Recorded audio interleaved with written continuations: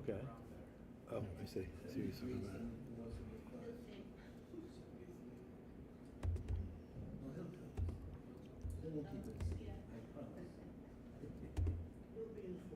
That's right.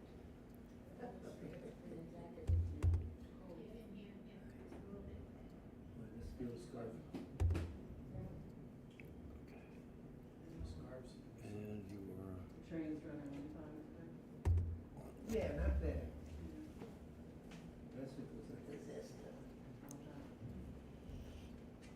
Good evening. Welcome to the Tibet Center. So we'll start with the prayer for the spreading of the teachings throughout the length and breadth of the West, which you should be able to find down in the FAQ section, or Roll down to prayers. you scroll down to prayers. And I've been asked to ask everyone to follow. Darren, what is it? Like and follow. Like and follow, two things. Please. Okay. By the force of the blessings of the non-fallacious three precious gems, and with the truth of our pure selfless wishes, may the precious Buddha's teachings flourish and spread to the expanse of all areas throughout the length and breadth of the West. For all the people living there, together with their near ones, who have engaged in the teachings and have faith and respect for them, may all conditions adverse to their practice of the pure Dharma be dispelled, and an excellent collection of favorable conditions increase like the waxing moon. And especially for those who work on methods to accomplish the flourishing and spreading of the victorious one's teachings, which are the source of benefit and happiness, may they never be oppressed by masses of interference and adverse conditions. May this spontaneously happen, just as we have hoped and wished. Thus have the heart sweet. Thus have I heard once. The Blessed One was dwelling in the royal domain of the Vulture Peak Mountain, together with a big gathering of great monks and great bodhisattvas.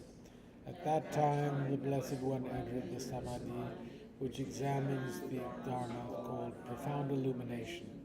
At the same time, noble Avalokiteshvara, the Bodhisattva Mahasattva, looking at the profound practice of transcendent knowledge, saw the five skandhas in their natural emptiness. Then, through the inspiration of the Buddha, Venerable Shariputra said to Avalokiteshvara, "How should those noble ones learn who wish to follow the profound practice of transcendent knowledge?" And Avalokiteshvara answered, "Venerable Shariputra, whoever wishes to follow the profound practice of transcendent knowledge should look at it like this, seeing the five skandhas in their natural emptiness. Form is empty, emptiness itself is form. Emptiness is not separate from form, form is not separate from emptiness. In the same way, feeling, discriminating awareness, compositional factors, and consciousness are empty. Thus, all the dharmas are empty and have no characteristics. They are unborn and unceasing. They are not impure or pure. They neither decrease nor increase.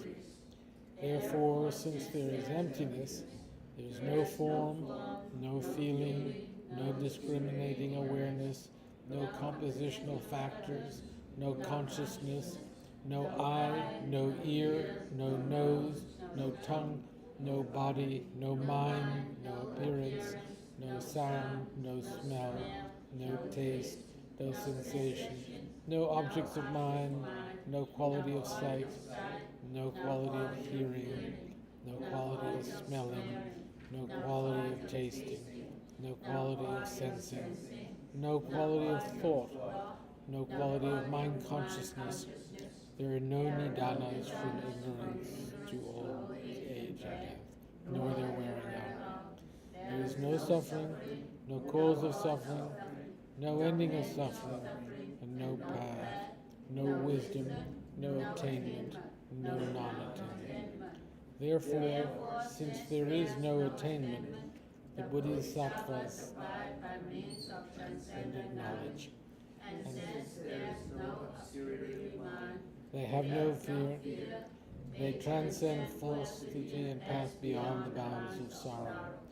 All the Buddhas who dwell in the past, present, and future, by means of transcendent knowledge, fully and clearly awaken to unsurpassed, true, complete enlightenment. Therefore, the mantra of transcendent knowledge, the mantra of true, the unsurpassed mantra, the unequaled mantra, the mantra which calms all suffering, should be known as truth, for there is no deception. In transcendent knowledge, the mantra is proclaimed, Tadyata Om Gate Gate Paragate Parasamgate Bodhiswaha. O Shariputra, this is how a Bodhisattva, Mahasattva, triggered profound transcendent knowledge. Then the Blessed One arose from that samadhi and praised the Bodhisattva, Mahasattva, Avalokiteshvara, saying, Good, good, O son of noble family, profound transcendent knowledge should be practiced just as you have taught, and the Tathagatas will rejoice. When the Blessed One had said this, and Avalokiteshvara, that whole gathering in the world with its gods, humans, asuras, and gandharvas, their hearts full of joy, praised the words of the Blessed One. Now we generate bodhicitta. With the wish to free all beings, I shall always go for refuge to the Buddha, Dharma, and Sangha until I reach full enlightenment. Inspired by wisdom and compassion, today in the Buddha's presence, I generate the mind intent on full awakening for the benefit of all sentient beings. As long as space endures, as long as sentient beings remain, until then, may I too remain to dispel the miseries of the world. With the wish to free all beings, I shall always go for refuge to the Buddha, Dharma, and Sangha until I reach full enlightenment. Inspired by wisdom and compassion, today in the Buddha's presence, I generate the mind intent on full awakening for the benefit of all sentient beings. As long as space endures, as long as sentient beings remain, until then may I too remain to dispel the miseries of the world. With the wish to free all beings, I shall always go for refuge to the Buddha, Dharma, and Sangha until I reach full enlightenment, generate full awakening for the benefit of all sentient beings. As long as space endures, as long as sentient beings remain, until then, may I too remain to dispel the miseries of the world. So now let's recite one rosary of Medicine Buddha mantra. We dedicate the virtue from having done so to His Holiness's Tadyata Om Bingatse Bingatse Maha Bingatse Raja Samudgate Svaha. Tadyata Om Bingatse Bingatse Maha Bingatse Tadyata Om Bingatse Bingatse Maha Tadyata Om Bingatse Bingatse Maha Tadyata Om Bingatse Bingatse Maha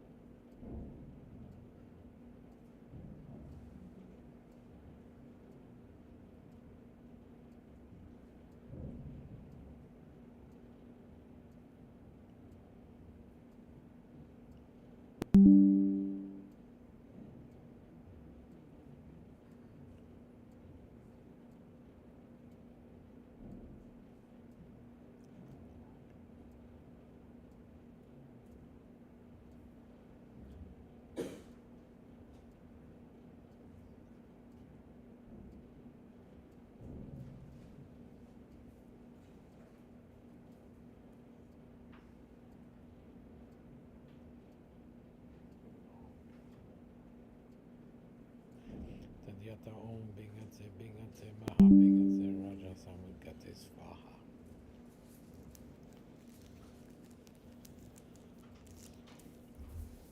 So, I'm happy to say that I received news yesterday that His Holiness's knee operation is he's recovering well, has much less pain, and so I rejoice in that. So we have been discussing beyond religion, ethics for the whole world by His Holiness the Dalai Lama. And I'm not quite sure where we got to, but let's start on page 76. I don't have an extra book, I'm afraid. But it's a... So,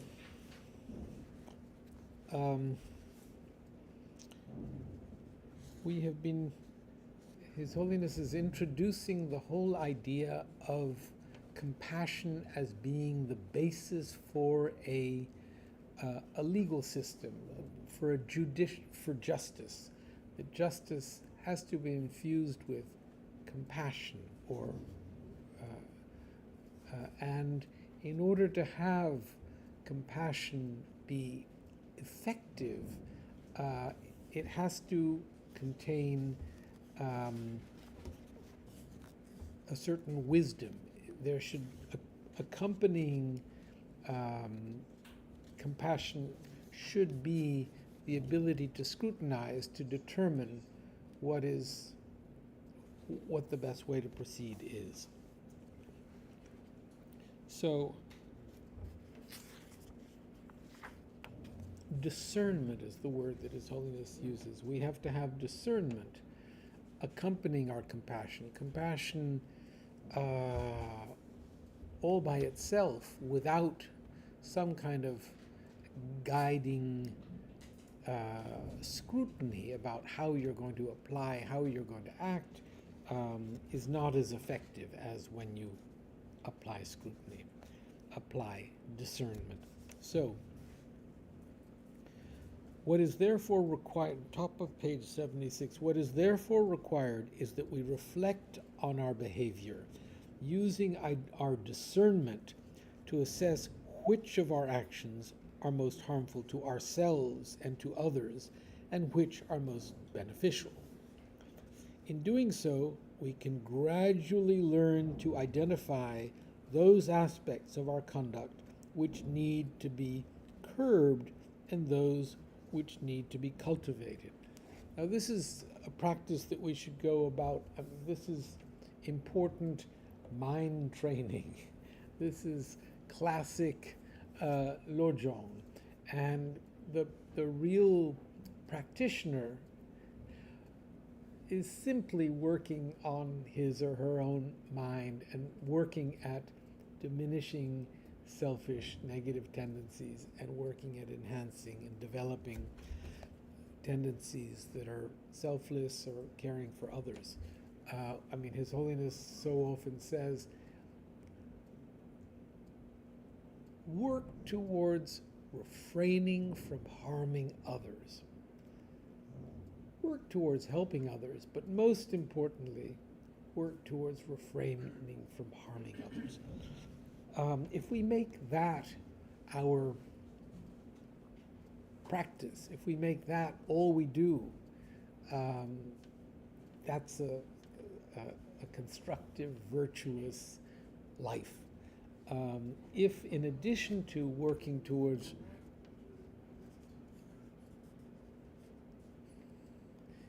if in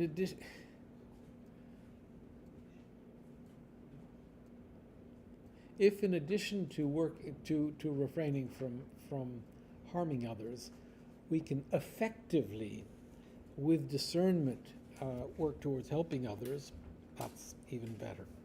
So, for example, by using our discernment to consider the consequences of violence, we can gradually reach a clear understanding and conviction of its harmfulness and futility. Similarly, by using our discernment to reflect on the consequences of patience or generosity, we can come to understand their positive effects, and we can nurture this understanding so that it becomes a deeply ingrained part of our awareness.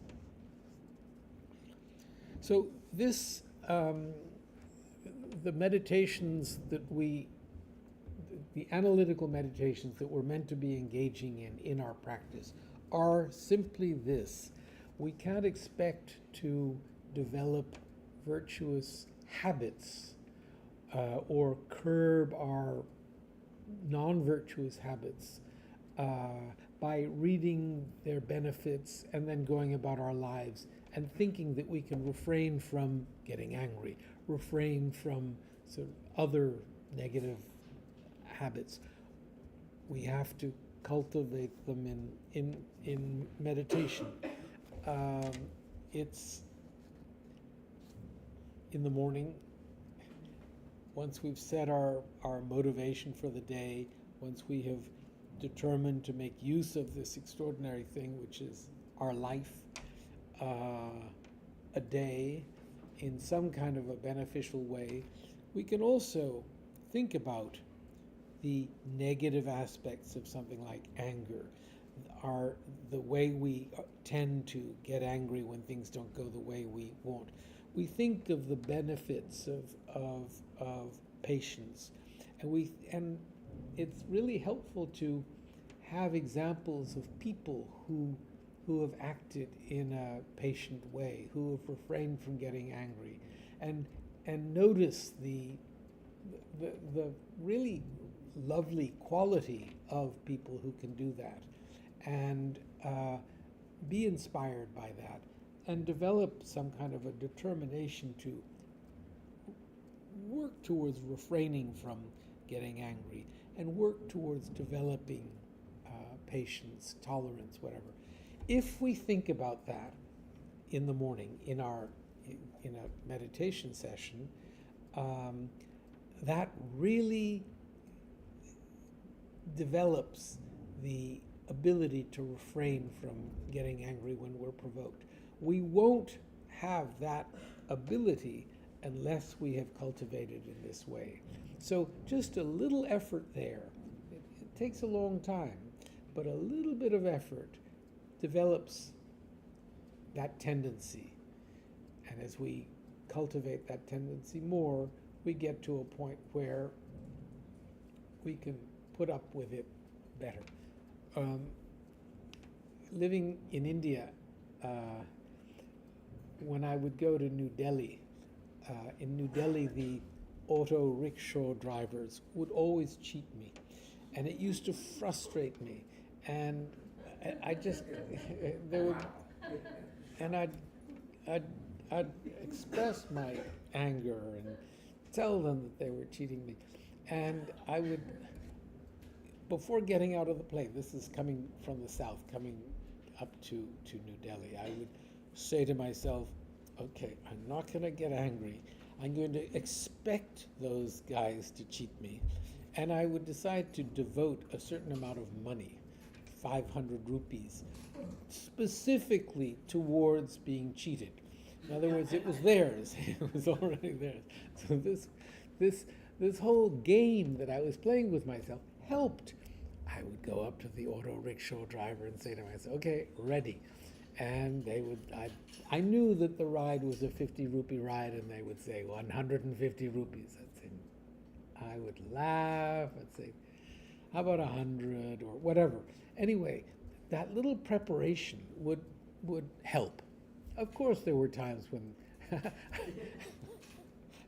I once fell asleep in the rickshaw and discovered that the guy had taken me so far. I mean, he had taken me, well, actually in an opposite direction. And let's say I had to go from here to here. We were here when I woke up. I said, "What are you doing?" And he smiled, and he had his meter ticking away, and he took me, because I had insisted to use the meter, which is the way that you can make sure that they're not cheating you. Well, he had cheated me in this whole other way. And it was so appalling when he finally made his way around to here, and the meter was something like, I don't know, 150 rupees. And I said, "Listen, the trip from here to here was 50 rupees. No, 150 meter, it says 150. I said, "But I took an auto from here to here and it costs 50. From here to here, no, 150. I think I gave him 100. I said, "Listen, I'm giving you 50 more." But so those little games, if we can cultivate some kind of a way of dealing with that tendency to react when we're provoked, if we that helps.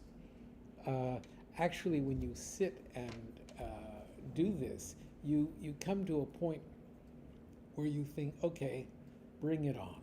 I'm ready." Doesn't work. Someone bumps you and. But we won't develop patience unless we work on ourselves. We won't develop these virtuous tendencies unless we work on ourselves. We have to do the analytical meditation. So I'm going to read this over. For example, by using our discernment to consider the consequences of violence, we can gradually reach a clear understanding and conviction of its harmfulness and futility. And remember, we're not judging violence in the outside. It's not as if, it's easy for us to look at violent situations, Ukraine, Gaza, whatever, and feel that it is monstrous, it's horrible, it's unjust, whatever. No, we're working towards taming our own violent tendencies. We're working towards taming our own inner violence, our anger when things don't go the way we want them to, or when people don't behave the way we want them to. Similarly, by using our discernment to reflect on the consequences of patience or generosity, we can come to understand their positive effects, and we can nurture this understanding so that it becomes a deeply ingrained part of our awareness. When this happens, we will find that our behavior is spontaneously more oriented towards the well-being of others. This kind of mental training is a theme to which I will return in the second part of the book. So, does anyone have anything to say on this?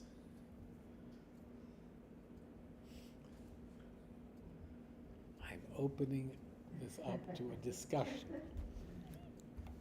I got back at the rickshaw driver because Sorry? I got one in Old Delhi, and he was this really real guy, and he's taking up this hill. Couldn't do it. And I was just like sitting back there, like, "Come on, you can do it, you can do it." So I got a little bit of revenge for you. You were taking a cycle rickshaw. Yeah. That's really tough. Yeah, for him. Yes. Yes, but it's worth taking them only because it's their livelihood, and if you don't take them, they don't get any money. Yeah. I was recently in Assam, and I decided to pay my respects to the Brahmaputra, because it starts in Tibet and it comes through India, and so I thought, I'm here, I'll go down to the Brahmaputra. And I thought there would be nice steps like in Varanasi on the banks of the Ganges. Not at all. There was mud. And the mud had an oiliness to it, so that when I went, I fell. Boom! And I had mud, and my camera was here, and the camera got full of mud too. And there was some guy who watched this whole thing, and he pointed to there was a little wooden thing like this, this wide, sticking into the Brahmaputra. He said, go there to clean up. And I went, and I had my camera and this bag, and I was trying to sort of splash water to get all the thick mud all over it. And finally I got enough off, so I thought I could leave, because it was difficult, because it was just this plank. But I went back up to the road that leads along the Brahmaputra, and I walked along, and I got to a little Hindu temple, and the temple keeper was sitting outside, and I asked if I could, if he had a faucet that I could clean up, and he took me to the back of the temple, and there was this sort of washing area with a pipe with a faucet. So I started cleaning all this mud off, and he stood there and he kept pointing at mud. There, you've missed a little bit. So by the end of it, I was soaking wet, and so I asked him if I could sit. There was a seat in the sun. He let me sit, and then I was going to go to an Assamese restaurant, and I had the name of it, which I gotten in my hotel. Anyway, I had the name written, and when I was dry enough, I went out, and there was a bicycle rickshaw, and I said to the driver, I'd like to go to this place. And I don't know if he could read or not, but he was very happy to have a ride. So I got in, and he started bicycling, and suddenly a car came, a big SUV with the driver on that side, the Indian side that you drive on, the right, and the owner of the car, a big fellow, sitting, and he had his driver drive right next to the rickshaw that I was in, and he said, "Where are you going?" And I said, "I'm going to some restaurant." He said, "Your driver won't know how to get there." And I said, "Well," he said, "Here, get out. Let me give you a ride." I didn't know this person. And so we stopped, and I realized he was probably right. The driver wouldn't have known. But I suddenly realized I was cheating the driver out of the fare, so I paid the driver for his ride, though we had only gone a few steps or a few whatevers, and got into this guy's car, and he drove me to, and he very sweetly said, I saw you come out of the temple, and I saw you get on the auto rickshaw, the auto rickshaw, and bicycle rickshaw, and so I wondered whether the driver would know where you were going. My wife died 30 years ago, and I was really crushed, and I was going to become a monk. These monks helped me very much, and so I was happy to be able to help you. So that's my bicycle rickshaw story.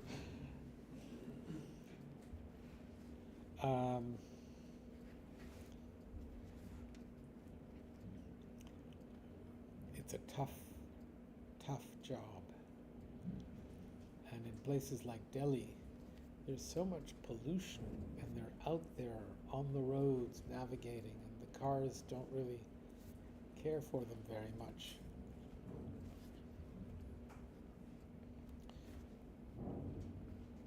So, thinking, contemplating, we thereby develop a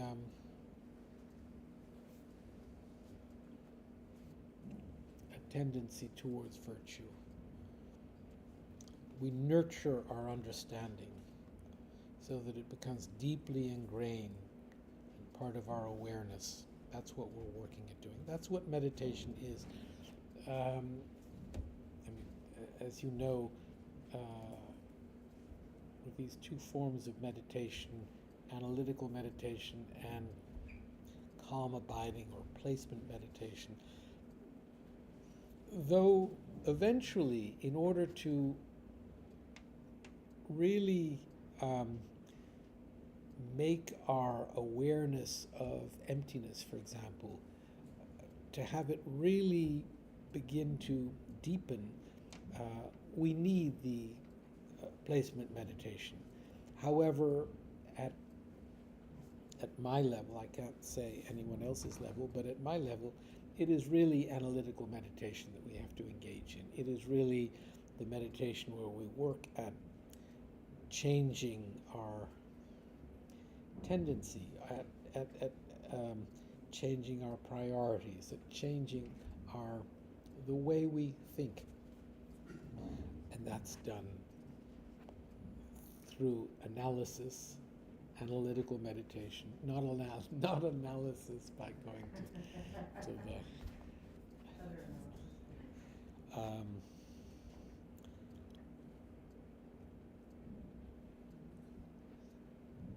however, we can combine these, and if, for example, we're working at cultivating compassion, if we go through the reasoning that validates a feeling of compassion, that is to say, if we really understand our own state of suffering, we understand our dependence on others, we understand that they are suffering the same way that we are, we will naturally begin to feel this wish to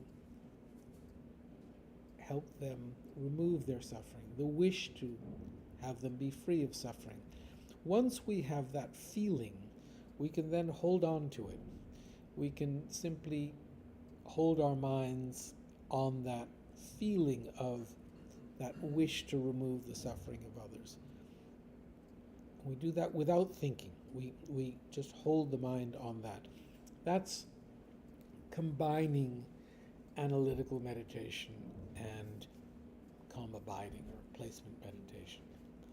It's the same thing that one does eventually when you come to identify this lack of self, when you go through all the reasoning that concludes with some kind of a realization that there can be no self, given the fact that we are dependent on our parts, given the fact that we are dependent on our imputing a self rather than there being a self, that conclusion we then place our minds on. We hold on to the conclusion. We keep our minds focused on that conclusion. Now, in order for that to actually lead us to an experience of direct realization of the emptiness of self, there you have to have developed full single-pointed concentration. However, at our level, we can simply work at keeping the mind focused on, as I say, if we're meditating on compassion, on that feeling of compassion.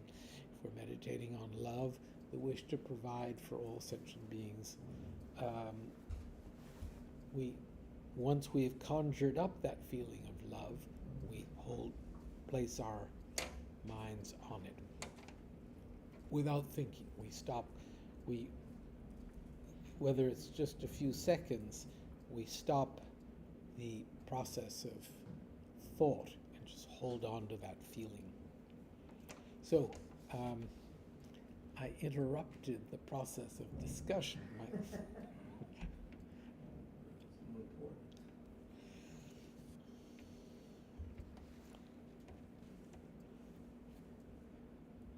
No comments? Well, I like where he talks about considering the consequences of violence. And so usually for me, it's getting angry. So at the end of the day, after I'm angry, sometimes I'll take that apart to figure out why that arose. Because sometimes people think anger makes them stronger and they're able to use that anger to accomplish something. And so I use it to try to take it apart and then find a better way. You know, with patience, generosity, ethics, you know, the whole 6 perfections. It's hard to do in the middle, but at the end of the day, when you're reflecting what went well and what didn't go well, it's easier, better. So, if the next morning Yeah. you can say to yourself, okay, I saw the ugliness of that angry outburst. I've thought about it. I've taken it apart. And then today I'm going to refrain from anger for this day. Well, it's usually I dedicate the day to patience. Like if I've had a hard week with either, you know, generosity or patience, you know, I usually try to make it direct to what I think most. I rarely get off of patience or generosity because those kind of seem to be day-to-day life things Really? that you need help out. Well, it just seems so ambitious to think I'm gonna dedicate the day to emptiness, right? As opposed to, I live in a small Manhattan apartment with my beloved family, patience is really helpful, right? Or I have colleagues, whether I'm on a Zoom call or whatever, that I get frustrated with, patience is helpful. So I tend to try to nail the practical first and read about the others and practice them. But if I can't be patient and generous, then, but it helps because it kind of, you just, like when you do something generous or you give money to somebody in the street or you do something to help your neighbor, then it's kind of like you're talking about playing a game. Like, oh, I can think about this tonight again. Like I can revisit it twice. Like when I'm doing it, dedicating, and then at the end. 'Cause it helps balance it out. Rejoicing. Rejoice, yeah. Joyous perseverance. Actually, that is one of my favorites, personally. I love that phrase. It's a very beautiful phrase. His Holiness always says that anger is not a sign of strength, it's Right. a sign of weakness. And a lot of people in our culture think that anger is a sign of strength to give them a And one motivation. candidate to teach it. Yeah. Tony, can you say that again a little louder? I'm sorry. His Holiness says, His Holiness always says that anger is not a sign of strength, although you think it gives you all strength. It's a sign of weakness when considered from his aerial point of view. He's certainly frustrated because he didn't get your way. That's one point. And then, you know, about the empty, how could you think of it when you're all frustrated, you're angry, you're anxious, and all that? You have everything. But if at the beginning of the day you think about the non-virtuous aspects of anger and the beneficial, virtuous qualities of patience, and you think about how anger only harms me in the long run, karmically, I'm the one who's going to suffer. I'm going to suffer Yes. over long period of time. Wipes out virtue. You're really angry. And patience really strengthens you in all sorts of beneficial ways. You can, It helps you pause, that's for sure. Sometimes that's all you need, is just to be able to stop before you say something incorrect. Also, the moment you are angry, your peace of mind is calm. Yeah. So you're the one who's getting calm. The first one who's getting calm. Yes.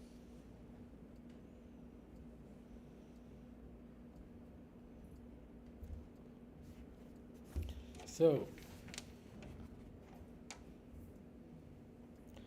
dealing with dilemmas.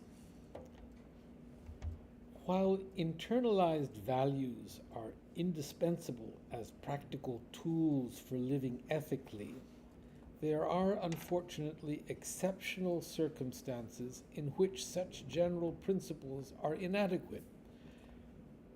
Particular situations may present themselves in which we are forced to choose between principles we hold dear. It is in such cases that the use of discernment in service of our compassionate motivation becomes crucial. For only by assessing the problem, thank you so much, Johnny, probable consequences, and weighing the pros and cons of different courses of action, can we come to a balanced conclusion about which course of action is most beneficial.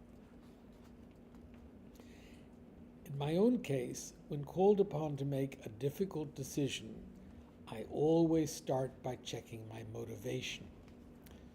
Do I truly have others' well-being at heart?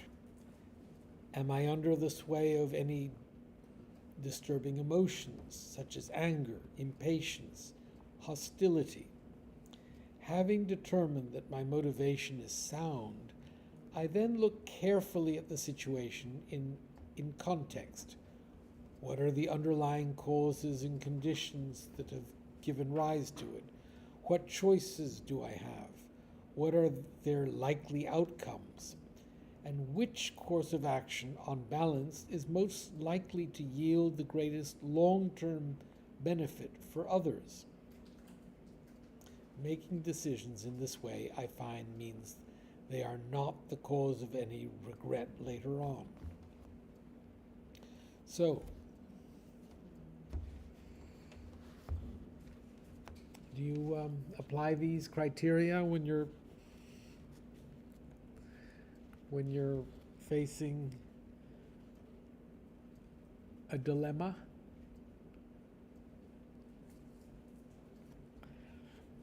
I used to, when I was abbot of the monastery and I had to deal with monastic problems, and I really wasn't sure of myself, and I'd sit with pencil and paper, and I would go through this process, but written, and figure it out, because I would then have to go sit in front of all the monks, and I would have to rule, and it was tough, and so I had to make sure that whatever it was that I was deciding upon was going to be something that I could not regret later on.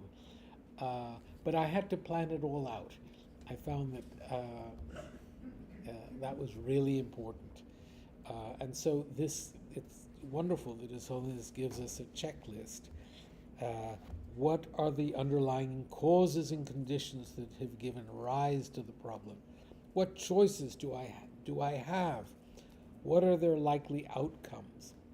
And which course of action, on balance, is most likely to yield the greatest long-term benefit for others? That's really, a very valuable thing. And there are so many, I think that a very beneficial thing that I learned from Chunglan Rinpoche, we often make decisions right away. And he would say, think over. And that think over is an ability to hold back and scrutinize, actually figure out the right thing to do, and then approach something with calm, having determined what the best thing is to do. These are techniques. These are, and we have to practice them, because, as I say, the tendency is to leap right in. But His Holiness has given us a very good little roadmap here.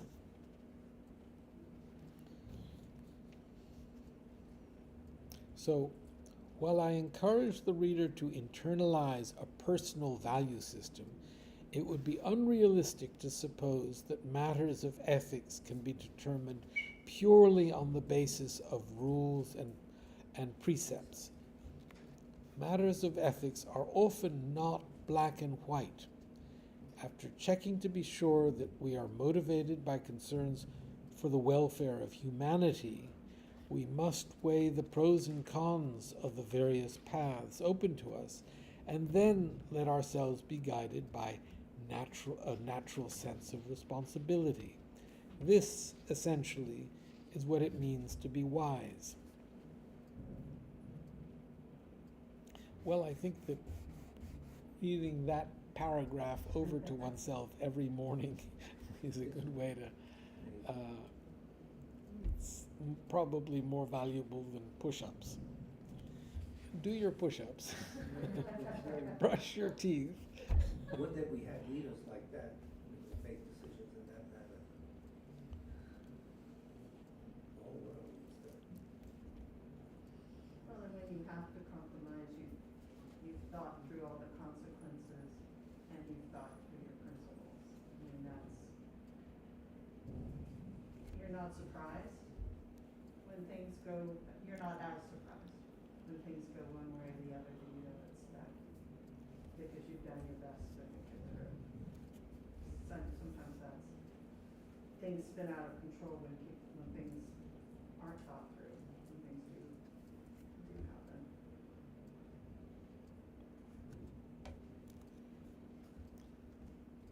So, taking a holistic view.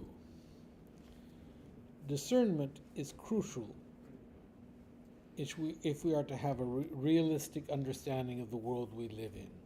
Here, the key principle we need to grasp is that of interdependence. This general yet profound principle can be approached at various levels and in various contexts. It is worth careful consideration. We've already discussed the interdependence of our own well-being and that of others, understanding to what degree our own well-being depends on others. In addition, interdependence is a characteristic of the world which is apparent in many fields. We might consider interdependence in global finance or economics, or interdependence of humanity itself in an age of globalization, or independence in the natural world, which biologists discuss in terms of food chains and symbiosis between living organisms.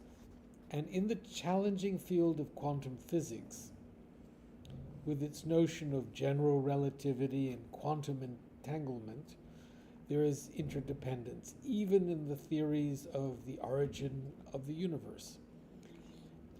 Recognizing that so many aspects of our world are characterized by relations of mutual dependence can help us form a more realistic understanding of the world, an understanding that is more in keeping with the way things actually are. So interdependence, if we think about interdependence, as we know, the most important way of even thinking of ourselves is as being made up of all sorts of parts that are interdependent. And this, the more we recognize our interdependence, of the interdependence that makes us up, the more that becomes the basis for realizing that there cannot be a single independently existent me. So interdependence is really a concept to think about as much as we possibly can. Every aspect of our actions, every aspect of our relationship with others, every aspect of our relationship with our environment. If we can really contemplate interdependence, that the more subtly, the more granularly we recognize interdependence, the less we come to regard things as having the solidity that we initially view them as possessing. And this is really important, this practice, this recognition of interdependence. We can start with the outside world. We can think of the way a building is dependent on its parts, and the interdependent quality of these parts, and the interdependence between the building and its parts. This is, as I say, something that the building's relationship to the rest of the city, and as much as we can, our own interdependence with the world we live in. But you can, someone recently wrote me about, she had a very nice watch and it broke. Someone gave her a swatch, and I'm a great fan of the swatch. And she wrote that she had, I think she was a little sad to have gone from her fancy watch to a swatch, but she by mistake left it in her pocket and put the whatever it was that she was washing into the washing machine, and it came out and the swatch still worked. The fancy watch would not have worked. And I was thinking of, a watch is a timepiece. It's a thing to tell us what time it is. And the fancy watches have to be serviced, they go slowly, they have problems. These sort of cheaper watches are perfect. They're great. And eventually the battery dies, and then you're really lost. It's very difficult However, I was thinking of those old mechanical watches, and they did serve one wonderful purpose, which they are wonderful examples of interdependence. They are wonderful examples of, if we're trying to think about the emptiness of any kind of inherently existent watch, look at those movements and look at the way in which the watch is totally dependent on those parts. The watch, there is no watch except for those parts. Those parts, as they do their thing, they are the watch. So form is empty, emptiness is emptiness is form. So there is a value in old mechanical stuff. Cameras, for example. They don't have software updates. Sorry? They don't have software updates that go on. Which? The old mechanical. No. You can't something. No. Refreshing. I'm wearing a mechanical watch. People still wear it. Yeah. Yes, they do. It's a man's watch. It was a kid. Oh, but the watch doesn't mind. No, it works fine. So, does anyone else have something to say? We're sort of. Small question. So, I agree when we're making decisions, we really should think about others. But sometimes I'm thinking, if I'm really thinking about others and like more in my benefits, it's kind of like, it's not just hurting me, myself, but also hurt my parents. So my parents know if this happened to me, maybe they will be sad. But then how should I balance? So that's a tough one. How do we balance? And because helping others, if we harm ourselves in the process of helping others, then we won't be able to help others more, right?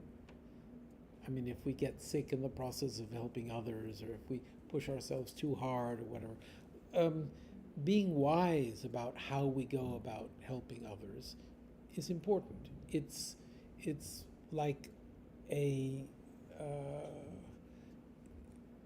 it's an effective way of truly helping others.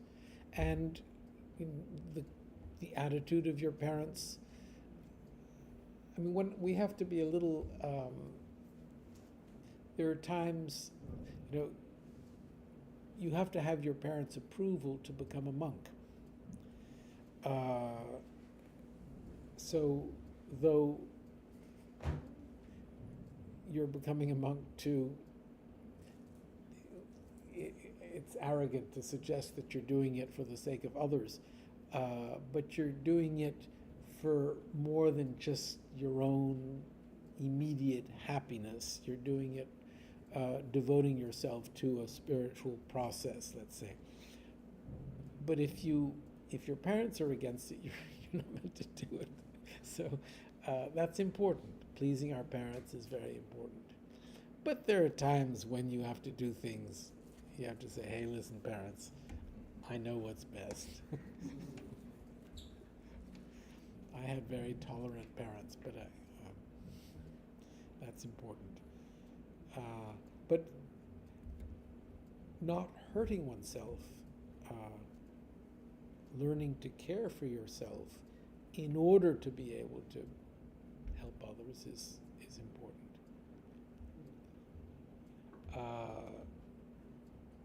There's the story of the Buddha in a life prior to becoming a Buddha, where he was with his attendant, and he saw a tigress, and the tigress had no food. She had these little cubs, and the Buddha could see that she was so hungry that she was going to kill the cubs, but the Buddha could tell that his attendant was not going to approve of what he wanted to do. So he told the attendant to go on an errand. And when the attendant was away, he fed himself to the tiger so that the tigers wouldn't eat her cubs. That's a heavy story. Don't.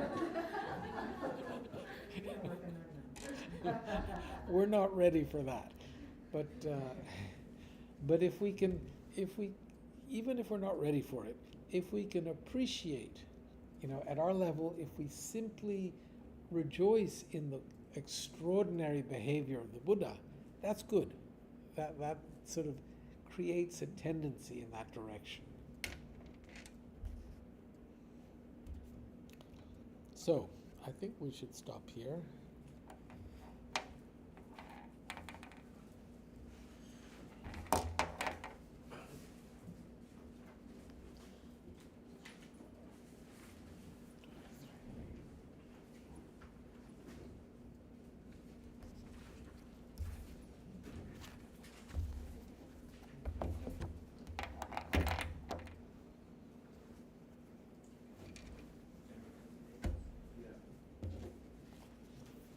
So we've been asked to pray for Leslie, you had a name? Yusuf Garrissey. Jose M. Ocasio. Sherry's brother-in-law Chuck, and a dog named Sugar. So we're praying for these people who have recently passed away. And Bernice Johnson Reagan and Tamara Evans. So we read the Sutra of the Recollection of the Noble Three Jewels, the Buddha, the Dharma, and the Sangha. I prostrate to the Omniscient One. Thus the Buddha, Bhagavat, Tathagata, Arhat, Samyak Sambuddha, the learned and virtuous one, the Sugata, the knower of the world, the charioteer and tamer of beings, the unsurpassable one, the teacher of devas and humans is the Buddha Bhagavat. The Tathagata is in accord with all merit. He does not waste the roots of virtue. He is completely ornamented with all patience. He is the basis of the treasures of merit. He is adorned with the minor marks. He blossoms with the flowers of the major marks. His activity is timely and appropriate. Seeing him, he is without disharmony. He brings true joy to those who long with faith. His knowledge cannot be overpowered. His strength cannot be challenged. He is the teacher of all sentient beings. He is the father of bodhisattvas. He is the king of noble ones. He is the guide of those who journey to the city of nirvana. He possesses immeasurable wisdom. He possesses inconceivable confidence. His speech is completely pure. His melody is pleasing. One never has enough of seeing him. His form is incomparable. He is stained by the realm of desire. He is not stained by the realm of form. He is not affected by the formless realm. He is completely liberated from suffering. He is completely and utterly liberated from the skandhas. He is not possessed with dhatus. His ayatanas are controlled. He's completely cut the knots. He's completely liberated from extreme torment. He's liberated from craving. He's crossed over the river. He is perfected in all the wisdoms. The wisdom of the Buddha Bhagavata arrives in the past, present, and future. He does not abide in nirvana. He abides in the ultimate perfection. He dwells on the bhumi where he sees all sentient beings. All these are the perfect virtues of the greatness of the Buddha Bhagavata. Holy Dharma, good in the middle and good at the end. Its meaning is excellent. Its words are excellent. It is uncorrupted. It is completely perfect and completely pure. It completely purifies. The Bhagavad teaches the Dharma well. It brings complete vision. It is free from sickness. It is always timely. It directs one further. Seeing it fulfills one's purpose. It brings discriminating insight for the wise. The Dharma which is taught by the Bhagavad is revealed properly in the Vinaya. It is renunciation. It causes one to arrive at perfect enlightenment. It is without contradiction. It is pithy. It is trustworthy and puts an end to the journey. As for the Sangha of the great Yana, they enter completely, they enter insightfully, they enter straightforwardly, they enter harmoniously. They are worthy of veneration with joined palms. They are worthy of receiving prostration. They are a field of glorious merit. They are completely capable of receiving all gifts.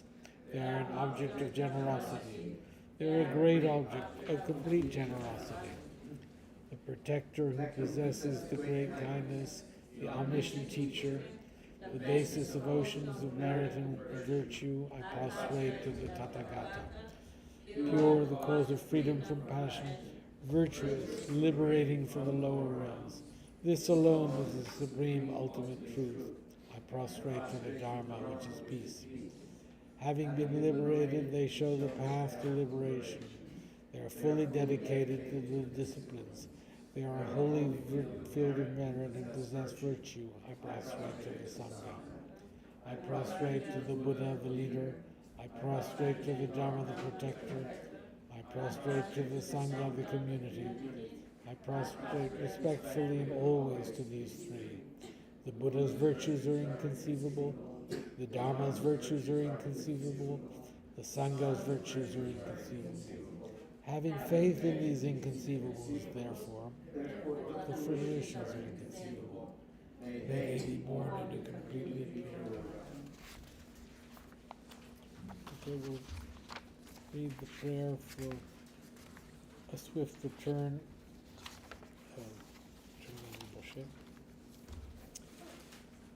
Exalted wisdom of all victors gathered in a drop, sole refuge manifest in the form of the one wearing saffron robes, Guru Lobsang Tuwang Dorje Chang. Please bear witness here today that our prayers may be fulfilled. We beseech the great torch of doctrine, accomplishing from long ago the vast waves of aspirational prayers, word of speech of the victor Losang's teachings, spreading them to the ends of the earth by means of explanation and practice. Though holding the commitment, I will invite all beings to be my guests in unsurpassed great awakening. Yet you have withdrawn the activities of the form body that serves the welfare of others. Is that the word, the Bodhisattvas? Though impossible for you till cyclic existence end to abandon your commitment to liberate all beings, we beseech the new son of Nirmanakaya to swiftly return from the realm of Dharmakaya, brought forth by Bodhicitta, drawn by 7 steeds. Having reached the far limits of scholarship, religious life, and goodness, please come swiftly as an unrivaled supreme emanation, full holder of the sage's teachings, a wish-fulfilling jewel, return with the glory of Lolokan Tempe, magnificent truth of the 3 precious jewels, Mahakala, Karmayama, and Sri Mati Devi, and the ocean of Dharma protectors. May you spontaneously fulfill our wishes, the swift blossoming of the reincarnation's fresh moonlight rings. Thank you.